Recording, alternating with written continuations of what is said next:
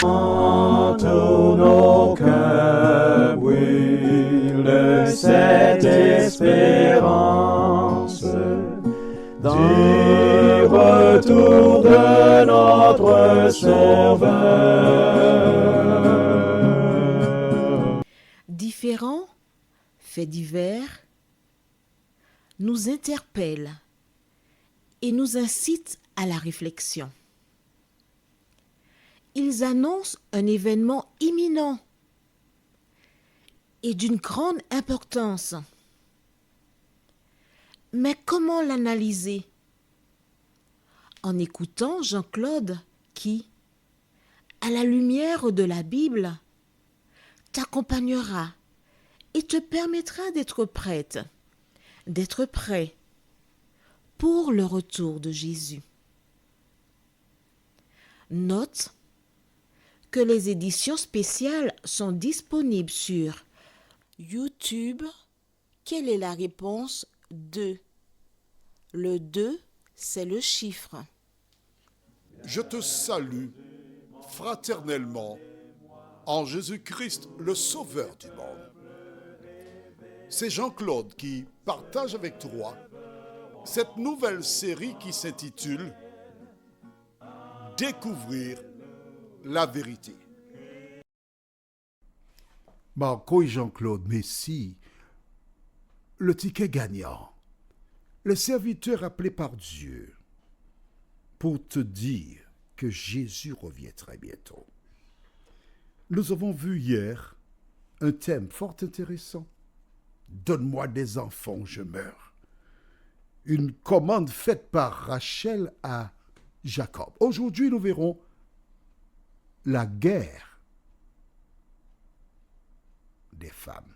Juste avant, prions. Notre Seigneur, notre Dieu, voici tes enfants, nous, qui avons été appelés des ténèbres à ton admirable lumière. Nous nous trouvons devant toi une fois de plus, pour te louer, te bénir, te salmodier. Que le Saint-Esprit continue son œuvre dans nos cœurs et dans nos vies. Nous t'en prions au nom de Jésus pour ta gloire éternelle. Amen. Rappelle-toi, hier, Rachel disait à Jacob, donne-moi des enfants, je meurs.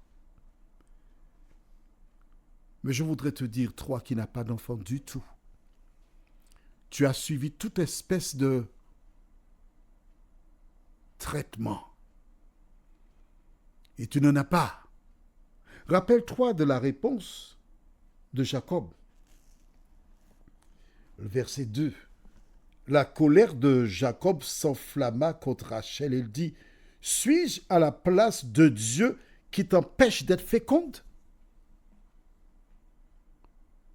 Aujourd'hui, j'ai envoyé une édition spéciale. Les éditions spéciales, ce sont tout simplement des faits d'actualité que j'explique à la lumière de la parole de Dieu. Et le thème de ce jour en question, c'est battre son parent. Et c'est une dame qui est assise dans un pays anglophone. Elle a à côté d'elle, à sa droite, un petit garçon qui a peut-être 4 ans.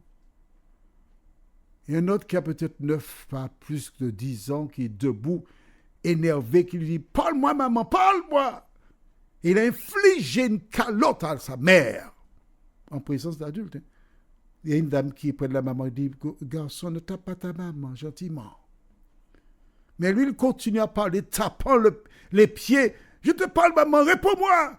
Et la maman, la pauvre malheureuse, qui utilise son avant-coude pour protéger son visage, mais elle a déjà reçu une autre gifle carabinée. Alors écoute-moi, ma chère, ma fille, ma grande, ma petite. Dieu connaît ton avenir. Et s'il n'a pas permis que tu aies un enfant, au lieu de te morfondre, de pleurer, prie et remercie Dieu. Remercie Dieu parce qu'il sait que ce n'est pas ce qu'il y a de meilleur pour toi. En Europe, il y a une nouvelle vague où des politiciens décidèrent de faire l'éducation sexuelle des enfants. Et j'ai vu une vidéo où un homme raconte comment son fils est entré malade parce qu'on lui a ordonné de se mettre nu dans la classe devant ses petits camarades, une petite fille pareille, et il devait passer sa main, toucher les parties notamment intimes de la petite fille. Laisse-moi te dire, je bénis Dieu de ne pas avoir d'enfants scolarisés. Parce que des écoles auraient brûlé. Je remercie. Et je disais à Marco, je bénis Dieu pour la Bible, parce que la Bible a fait de moi un homme posé.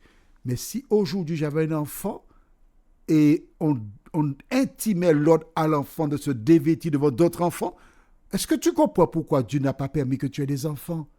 Alors cesse de pleurer. Cesse de faire des reproches à Dieu.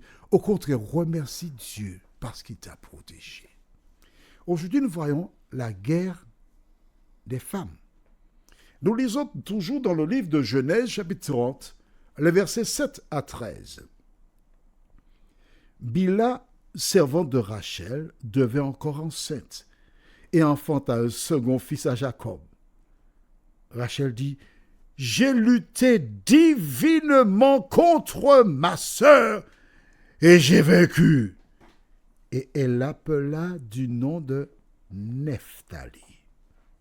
Léa, voyant qu'elle avait cessé d'enfanter, prit Zilpa, sa servante, et la donna pour femme à Jacob. Zilpa, servante de Léa, enfanta un fils à Jacob.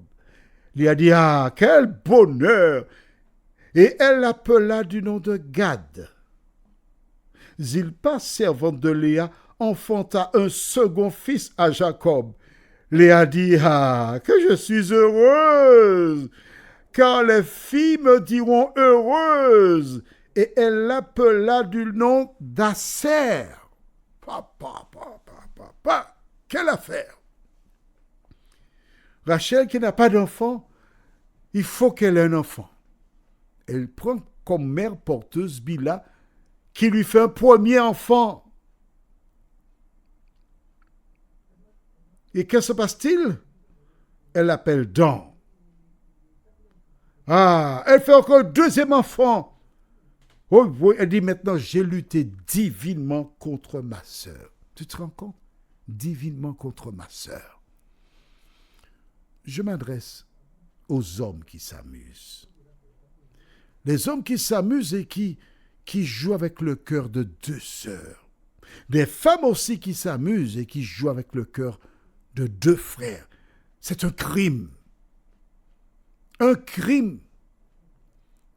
Les femmes sont en train de se battre littéralement, pas physiquement, mais elles se combattent. Deux filles qui sont nées du même père et de la même mère, qui ont grandi ensemble, qui jouaient ensemble, qui se protégeaient et qui maintenant étaient dans une guerre froide, ouverte. Pourquoi? Parce que le diable sait que Jacob est celui qui devra donner naissance au Sauveur. En fait, il ne sait pas quand, mais il sait que c'est la lignée de Jacob. Alors, il cherche déjà à créer le trouble, à provoquer dans le cerveau de ces femmes, deux femmes, Léa et Rachel, une telle rivalité. Et cette rivalité, en fait, c'est la porte ouverte pour que le diable vienne habiter dans le cœur de ces deux femmes. Mais oui, l'état d'esprit de ces deux femmes révèle qu'elles sont sous le contrôle du diable. Toi qui rencontres des difficultés avec des collègues, toi qui souffres dans ton quartier, dans ton foyer, quel que soit le lieu, n'oublie jamais que l'auteur de la division, n'oublie jamais que l'auteur des querelles, celui qui provoque, celui qui pousse, c'est le diable. Et si tu es animé par le diable, tu as ce type de comportement. Mais j'aimerais revenir sur la déclaration de Rachel au verset 8, quand elle dit « J'ai lutté divinement contre ma sœur et j'ai vaincu. » Je ne sais pas si tu comprends la portée de ces paroles. C'est avec Dieu que j'ai lutté contre ma sœur. Si elle a lutté avec Dieu contre sa sœur, ça veut dire que sa sœur avait le diable. Avait-elle le diable? Non. Elle s'est laissée tenter par le diable, qui a fait sa demeure en elle. Car lorsque son père lui a dit, écoute, fais-toi passer pour Rachel, tais-toi, c'est ta seule chance.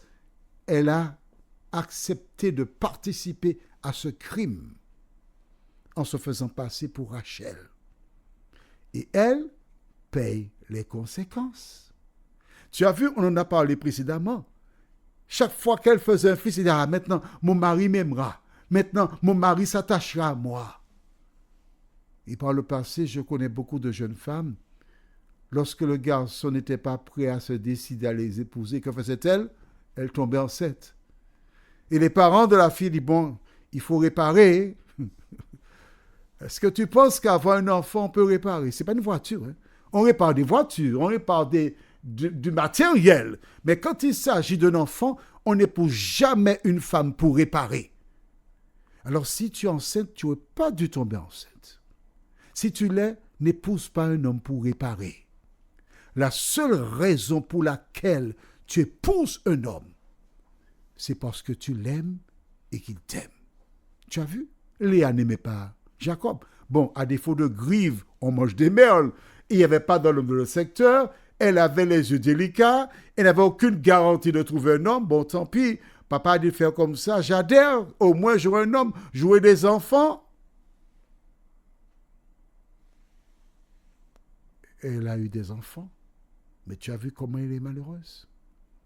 Si un homme ne t'aime pas, ne fais pas de la sorcellerie pour l'avoir. Ne fais pas ça. Ne fais rien d'autre que le bien. Prions, notre Seigneur et notre Dieu. Il existe beaucoup de femmes qui, par peur de rester célibataires, ont utilisé des armes modernes pour s'accaparer d'un homme. Et qui aujourd'hui souffrent parce qu'elles sont malheureuses, Seigneur. Elles sont avec un homme qui est aussi rare que les eaux du Sahara. Seigneur, permets que ces femmes réfléchissent à leur attitude et qu'elles reconnaissent qu'elles ont mal agi et qu'elles trouvent en toi la force, nous t'en prions, au nom de Jésus pour ta gloire éternelle. Amen.